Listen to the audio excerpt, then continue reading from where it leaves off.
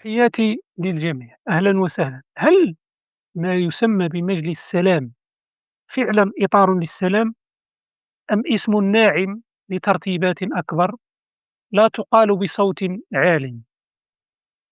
لماذا انضم المغرب إلى هذا المسار في هذا التوقيت بالذات؟ وما الذي يقال في الخطابات الرسمية؟ وما الذي يدار خلف الأبواب المغلقة؟ في هذا الفيديو سنحاول الفهم، لا التهييج. تحليل هادئ عميق وموجه لكل مهتم بهذه القضية وللعرب خصوصا. لفهم ما يحدث لا يكفي أن نتابع الأخبار اليومية، بل يجب أن نضعها داخل سياق تاريخي وسياسي أوسع. الشرق الأوسط يعيش منذ أكثر من 10 سنوات مرحلة إعادة تشكيل شاملة: انهيار أنظمة، صعود فاعلين جدد، تحول موازين القوى الدولية، وعودة منطق المصالح الصلبة بدل الشعارات الكبرى. في هذا المناخ ظهر مسار اتفاقيات أبراهام، الذي يشار إليه إعلاميا باسم مجلس السلام. اسم جذاب، لكنه يخفي خلفه شبكة معقدة من الحسابات. هذا الفيديو لا يهدف إلى الدفاع عن خيار ولا إلى شيطنته، بل إلى تفكيكه بهدوء، لأن أخطر ما في السياسة هو أن نتعامل معها بالعاطفة وحدها. أول نقطة يجب توضيحها: لا يوجد كيان قانوني أو مؤسسي باسم مجلس السلام. الاسم الرسمي الوحيد المعتمد في الوثائق الدولية هو اتفاقيات أبراهام. ما نحن أمامه هو مسار سياسي مرن يقوم على اتفاقات ثنائية ومتعددة ترعاها الولايات المتحدة الأمريكية وتدير إيقاعها بانتظام. فهم هذه النقطة أساسي، لأن غياب البنية المؤسسية يعني غياب الالتزامات الجماعية الصارمة، ويفتح الباب أمام التراجع أو إعادة التموضع.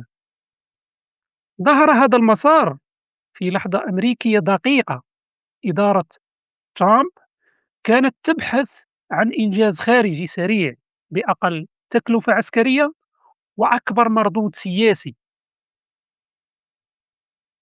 في الوقت نفسه كانت واشنطن تدرك أن الشرق الأوسط لم يعد مركز العالم، لكنها لا تريد خسارته لصالح قوى أخرى كالصين وروسيا. الهدف لم يكن السلام بمعناه الأخلاقي، بل إعادة ترتيب التحالفات، دمج إسرائيل إقليميا، خلق شبكة مصالح عابرة للنزاعات التقليدية، وتحويل الصراع الفلسطيني الإسرائيلي من ملف مركزي إلى ملف جانبي مهمش. انضمام المغرب لا يمكن فهمه دون ملف الصحراء. الاعتراف الأمريكي بمغربية الصحراء لم يكن تفصيلا، بل كان نقطة تحول استراتيجية في السياسة الخارجية المغربية. هذا الاعتراف غير قواعد اللعبة ووفر للمغرب ورقة قوية في نزاع طويل ومعقد. لكن خلف الخطاب الرسمي عن التعاون والسلام هناك حسابات أعمق: تأمين دعم أمريكي طويل الأمد في المؤسسات الدولية، تحييد بعض الضغوط الأوروبية، الاستفادة من التفوق التكنولوجي الإسرائيلي في مجالات الأمن، المياه والزراعة، إرسال رسالة بأن المغرب لاعب عقلاني يشتغل بمنطق المصالح لا الاصطفافات العاطفية.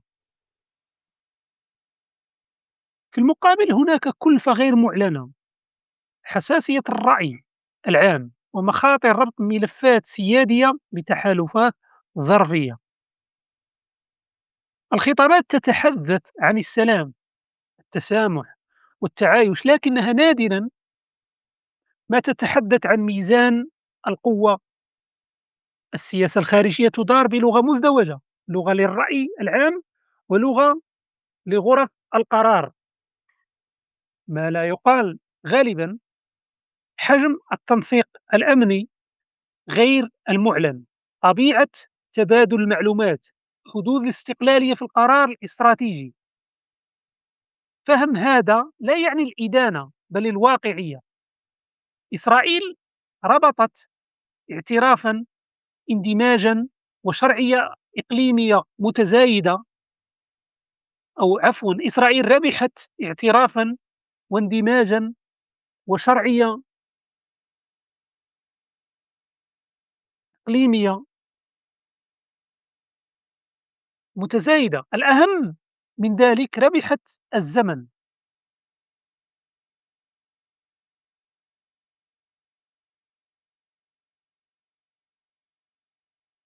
ونقلت الصراع من مسألة وجود إلى مسألة إدارة مصالح. هذا تحول استراتيجي عميق. واشنطن هي الضامن الحقيقي. المسار بدونها يفقد معناه. المكسب الأمريكي يتمثل في إدارة المنطقة عن بعد عبر شبكة حلفاء مرتبطين بمصالح متقاطعة. القضية الفلسطينية لم تحل، لكنها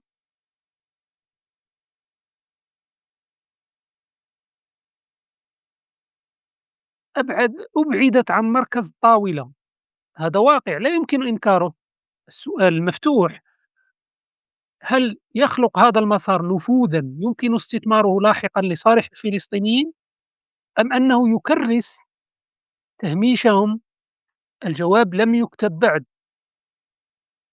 وُقِعت اتفاقات في مجالات متعددة، لكن السياسة لا تُقاس بعدد التوقيعات بل بالنتائج.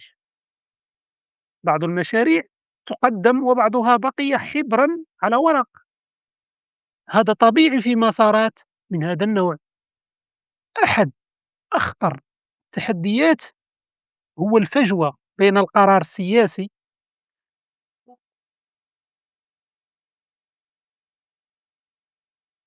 والمزاج الشعبي. تجاهل هذه الفجوة قد يخلق ارتدادات داخلية على المدى المتوسط. سيناريوهات المستقبل، لا أحد يعرف المستقبل. تعميق المسار وتحويله إلى شبكة مصالح ثابتة، تجميد جزئي تحت ضغط الشارع، أو التحولات الدولية، إعادة تفاوض بشروط جديدة. لا شيء نهائي في السياسة. مجلس السلام ليس أسطورة ولا خيانة مطلقة، هو مسار مصالح في عالم قاسي جدا. السؤال الحقيقي ليس هل نؤيده أو نرفضه، بل هل نفهمه بعمق، لأن من لا يفهم السياسة يدفع ثمنها لاحقا. دمتم سالمين، وإلى اللقاء.